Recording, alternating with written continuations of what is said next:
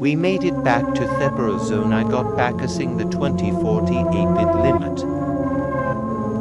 You may be wondering, how fast was the entity? Why couldn't I see it?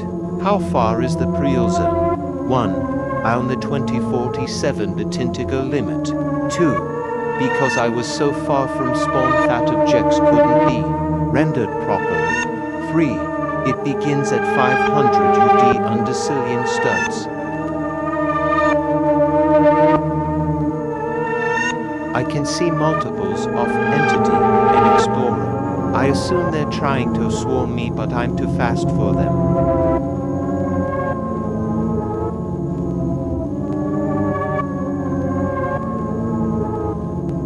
I think I'm starting to get a headache. I'll end the recording here.